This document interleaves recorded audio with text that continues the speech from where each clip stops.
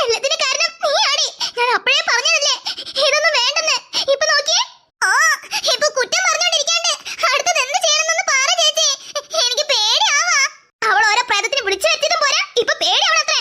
മര്യാദയ്ക്ക് എന്നോട് സംസാരിച്ച് ഡീൽ ചെയ്തിട്ടെ അതിനെ പറഞ്ഞേക്കാൻ നോക്ക്. അല്ല പിന്നെ ഞാനോ? പിന്നെ ഞാനോ? നിനക്കല്ലേ പ്രേതത്തിനെ കാണുന്ന വല്ലാണ്ട് ആഗ്രഹം. അപ്പൊ പിന്നെ നീ തന്നെ ഇന്റർവ്യൂ എടുക്കുന്നേ. തമ്പുരു എന്നെ കൊണ്ടൊന്നും പറയിപ്പിക്കില്ലേ. ആവശ്യമില്ലാത്ത ഓരോ ഗുലുമാല ഒപ്പിച്ചിട്ട്.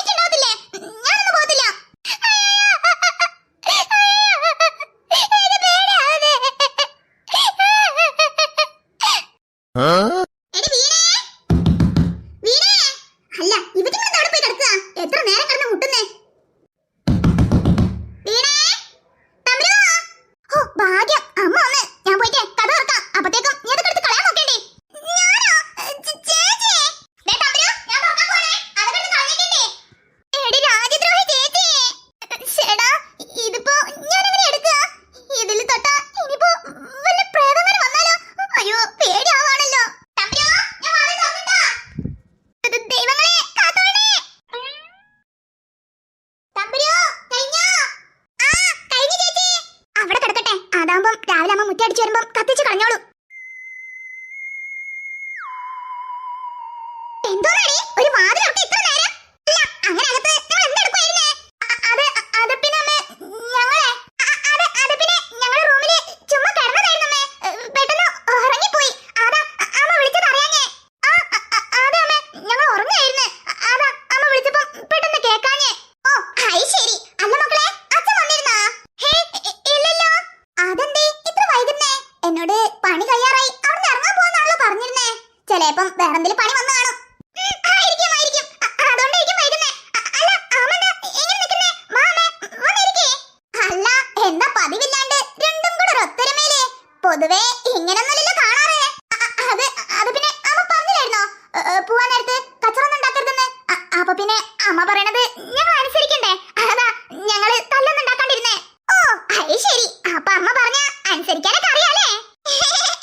നന്ദിനി നന്ദിനി അച്ഛൻ വന്നെന്ന് തോന്നണേ. എടി നീ അത് കളഞ്ഞോ? ഓ അതൊക്കെ അപ്പഴെടുത്ത് വലിച്ചെറിഞ്ഞു ചേച്ചി. ചേച്ചി ഒന്നുകൊണ്ട് പേടിക്കണ്ട, ഇനി ഒന്നും സംഭവിക്കില്ലെന്നേ. ഉറപ്പല്ലേടി? അതെ ചേച്ചി. അല്ലെങ്കിലും എന്തിനു പേടിക്കാൻ? ആ ഗ്ലാസ് ചിലപ്പോ വല്ല കാറ്റിനൊക്കെ നീങ്ങിയതായിരിക്കും പേപ്പർ അണിഞ്ഞപ്പോഴേ. അല്ലാതെ നമ്മൾ ചേട്ടനെ പോലെ വേറൊന്നും ഉണ്ടാകത്തില്ല. ഇനിയിപ്പോ എന്തെങ്കിലും ഉണ്ടെങ്കിൽ തന്നെ ഞാനത് വലിച്ചെറിഞ്ഞല്ലോ, അത് ആ വഴിക്ക് തന്നെ പോയിക്കോളും. അല്ലാതെ നമ്മൾ ചുമ്മാ ഈ കിടന്ന് ടെൻഷൻ അടിക്കണ്ടെന്നേ. എന്തായാലും ഇനി ജീവിതത്തിൽ ഒരിക്കലും ഇങ്ങനത്തെ എക്സ്പെരിമെന്റ് ഒക്കെ ചെയ്യണമെന്ന് പറഞ്ഞ് എന്റെ അടുത്തേക്ക് വന്നേക്കില്ല കേട്ടോ. ചെയ്യണമെങ്കിലേ ഒറ്റക്കാട് ചെയ്തേച്ചാൽ മതി. ഇനി ജന്മത്തിൽ ഞാൻ ഇമ്മാതിരി പരിപാടിക്കില്ല. എന്നാലും ചേച്ചി നമ്മളത് എക്സ്പ്ലോർ ചെയ്തല്ലോ. ഓ അവളൊരു എക്സ്പ്ലോർ.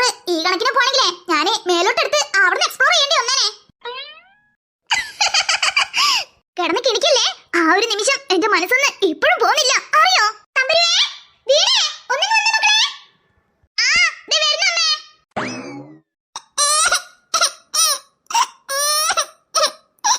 അച്ചടാ പാവം. ഈ കുഞ്ഞിന്റെ മുഖമൊക്കെ കണ്ടിട്ട് എങ്ങനെ ഉപേക്ഷിച്ച് പോവാൻ തോന്നുന്നേ? അതാ നന്ദിനി എനിക്ക് മനസ്സിലാവത്തെ. എന്ത് പൊടിക്കുഞ്ഞാ ഇതിനെ ഈ സമയത്ത് ഈ റോട്ടിൽ ഉപേക്ഷിച്ച് പോവാന്നൊക്കെ പറഞ്ഞ അവരെ മനസ്സൊക്കെ എന്ത് കല്ലായിരിക്കും.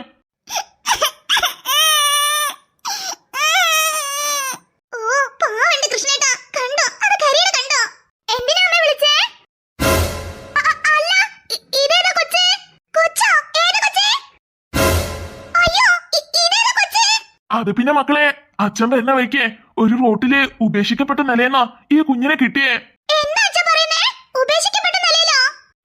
അതെ മക്കളെ, ആരോ ഈ കൊച്ചിനെ റോഡിൽ ഉപേക്ഷിച്ച് പോയെന്നാ തോന്നുന്നേ. അയ്യോ, ഈ കുഞ്ഞിനെയോ? ഇത്ര പൊടി കുഞ്ഞിനെയോ? ഭാഗ്യത്തിന് ഏട്ടന്റെ കണ്ണിലെങ്കിലും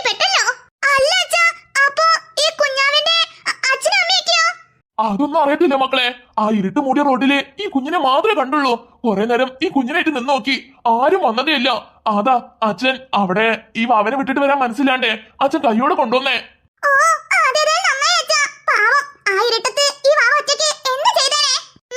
സത്യം. എന്നാലും ഇത്ര സുന്ദരിയായ കുഞ്ഞാവനെ എങ്ങനെയാ അച്ഛാ ഉപേക്ഷിക്കാൻ അവർക്ക് തോന്നിയേ? അതൊന്നും അറിയത്തില്ല മക്കളെ.